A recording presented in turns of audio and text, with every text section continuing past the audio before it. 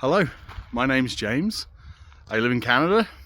I'm nearly 40, and I decided during a snowstorm that it'd been far too long since I'd done anything with classic cars or minis particularly, and I went out and bought a Mini. Now, I hadn't looked at it in person. I literally messaged a guy on Facebook and said, hey, is it still available? And he said yes. I left the next day with a trailer, and then I basically dumped it here when I got back after a 30-hour drive, and it sat in a snowbank for 3 months. So now I decided to launch a YouTube channel chronicling and documenting all the work I'm going to do on this thing.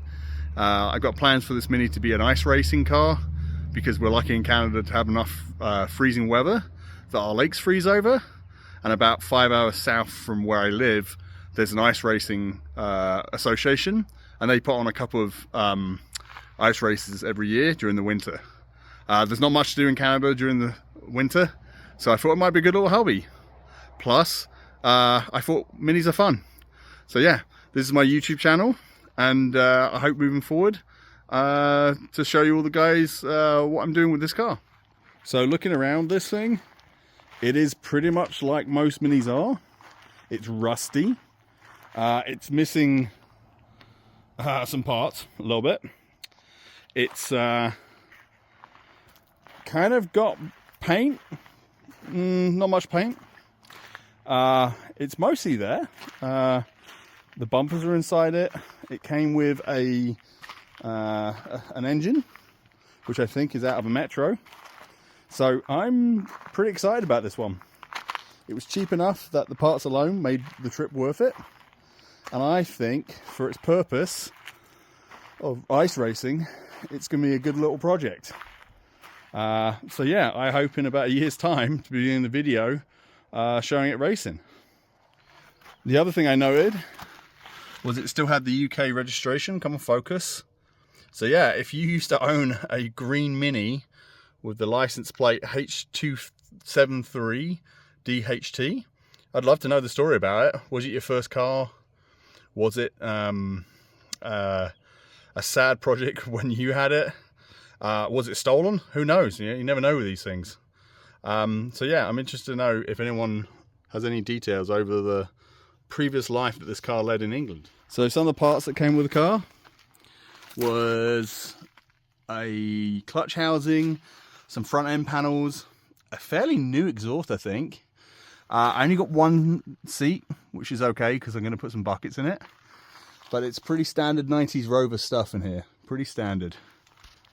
In terms of other parts that came with it, I got some mix match wheels, a front grille, and there's some fender flares in there. But that pretty much what you see is what I got. The car, I'm pretty sure, is a 1990 Austin Rover. Probably would have come with either the 998 or the 1275. So maybe if I show the engine block in a next clip, someone out there can probably tell me if that engine's original or if it came out of a MG Metro and was added to the car later. Yeah, it's even got the old UK tax disc, which says it was last on the road in England in December 2003 on Henley-on-Thames. So it came from Henley-on-Thames, last on the road over 21 years ago. Crazy. So let's just move my daughter's bikes out the way. Excuse the tomato plants that I gotta go in. But yeah, this is the engine that came with it. Partly why I was interested in the car is I saw this valve cover and I was like, that doesn't look like standard Rover. So to me that looked like an MG Metro valve cover. The block, if I can focus on it, the block says it's a 125452, or that might be the serial, or it might be, let's have a look. The other number is 24996AA. Who knows? But the block itself is, there was a stamp on it. I might have to look at the back. Oh, move those tomatoes. Oh, here you go. The block is a WFM01024 block.